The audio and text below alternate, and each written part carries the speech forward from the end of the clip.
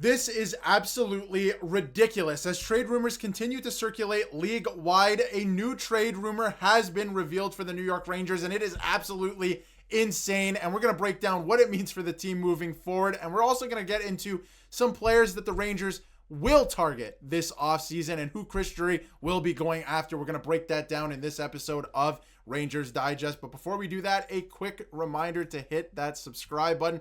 About 74% of you who watch these videos are not subscribed to the channel. So if you want to stay up to date with everything that's happening with the New York Rangers, this is the place to be for all your daily New York Rangers content. So go down below, hit that free subscribe button, and you get to stay up to date with everything that's happening with the New York Rangers. And now we have to get into this crazy trade rumor, which is Sean Monahan, first of all, from the Columbus Blue Jackets. And everyone must be thinking right now, okay, it's a little bit weird, but it gets a little crazier. And this is from Derek, our New York Rangers writers high. And, you know, I'm not so sure. There's been some great trade scenarios out there the last little while and some great ideas in terms of free agency.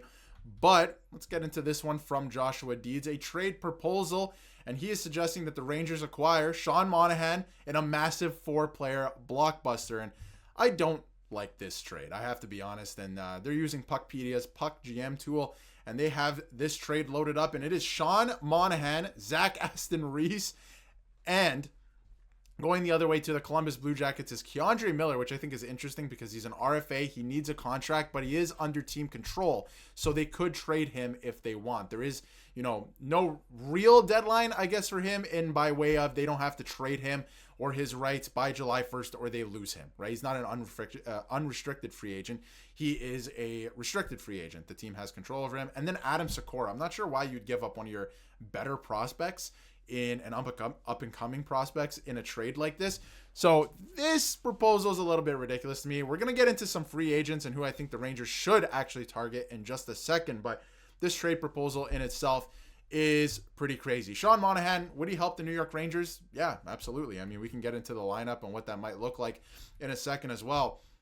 But in terms of the salary and the moving pieces, doesn't make much sense. If you look at Sean Monahan, he's heading into year 2 of 5 of a $5.5 million contract. And he did revitalize his career a little bit in Montreal and obviously coming over from Calgary and after having that surgery. So, he is still a good player and could help the New York Rangers. But to me, this doesn't make too much sense. And Monahan just completed the first year of his $27.5 million deal in Columbus. And Zach Aston Reese's price tag is a team-friendly league minimum at $775. And the Rangers get help on the top and bottom 6 with Monahan adding skill on the second line. For the Blue Jackets this season, he scored a total of 57 points. He had 19 goals and 30 assists in 54 games. He's over a point a game player. This would certainly help the team, and he is a center.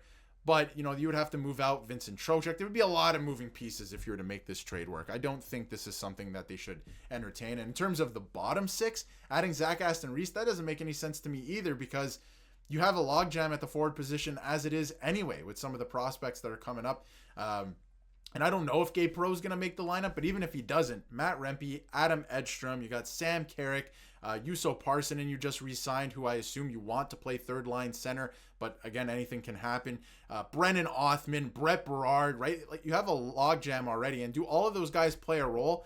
Not necessarily. You need to fill out your bottom 6 with role players, that's for sure, and some of those players have the same skill set.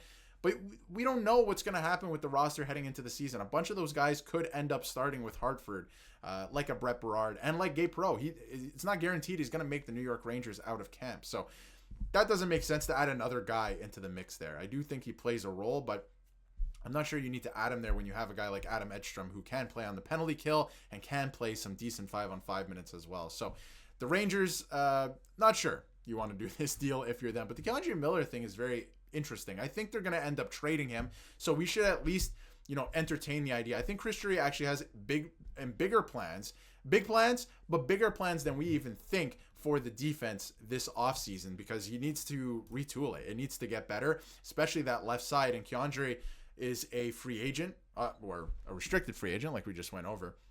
And I think they're actually going to look at trading him. I think they are looking at trading him right now. If it, actually happens, we don't know. But $3.8 million is what he made on his last deal. He wants a significant raise.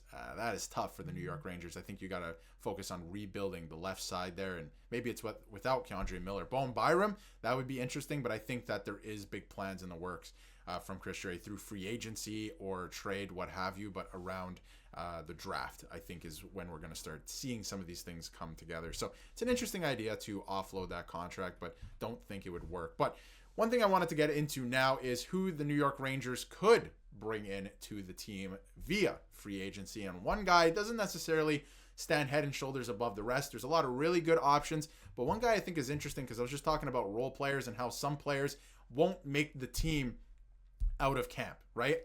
Gabe Perreault, it's not a guarantee he's going to make the team out of camp. You're going to have to fill out the lineup with guys who do play a role. Some of the younger guys have the same skill set. You're going to have to be strategic with the opening night roster, and maybe not just the opening night roster, but your roster heading into, month 2, month 3 of the season. And 4, this is from Benjamin. There's 4 affordable center options for the Rangers in the 2025 free agency class, including Trent Frederic, and that's who we're going to be focusing on in this one. And I think it's a very interesting option for the New York Rangers. And if you take a look at this Trent Frederic, obviously physical play style, right? We're seeing that right now with the Edmonton Oilers on their way to back-to-back Stanley Cup finals here, and the Rangers lack that physicality, right? We saw JT Miller bring some of it. Obviously Will Cooley brings it. There's certain players on the team, but there needs to be a switch and a shift in team identity to more physicality if you want to find success in the playoffs. We've seen it in the past. You need to up your physicality. So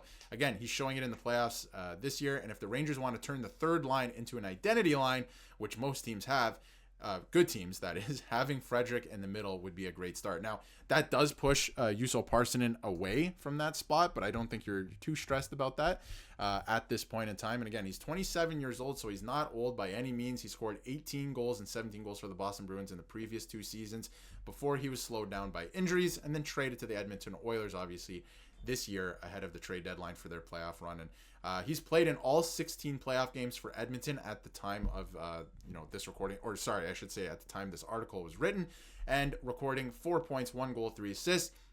He's also 4th on the Oilers with 59 hits despite averaging a tick above 11 minutes time on ice postseason. So he's making the most of his time on ice, and his cap hit this season is $2.3 million. So I'd imagine he's not going to get that much of a raise. He's definitely going to get a raise, but it's not going to be anything too significant. He's not going to make double what he's making now or anything like that. So it's an interesting idea. And again, I wouldn't be too stressed about Juuso Parssinen. You can find, somewhere to put him, whether it's in the AHL or what have you. But that's a problem to figure out later down the road. But I think Trent Frederic would be an interesting option for the Rangers. He would definitely bring that physicality, and he's the type of player that makes the most of his minutes, and I do really like that, especially in the bottom of the lineup. But let me know in the comments what you think about that absolutely ridiculous trade. I don't think that's going to work out. I don't understand trading Adam Sikora, like having him in that deal either, and K'Andre Miller. Sean Monahan, would he help the team? Probably, but he's another guy who's getting older, and you would have to move out a center. I don't understand acquiring Sean Monahan and that salary cap, especially when you need to retool the defense. That should be the number one priority, I think, at this point in time. Although if another trade or scenario comes up and you can upgrade in other areas, I think you obviously take that opportunity. But let me know what you think about that in the comments. Let me know what you think about Trent Frederic in the comments. And if you haven't yet, hit that subscribe button so you can stay up to date with everything New York Rangers.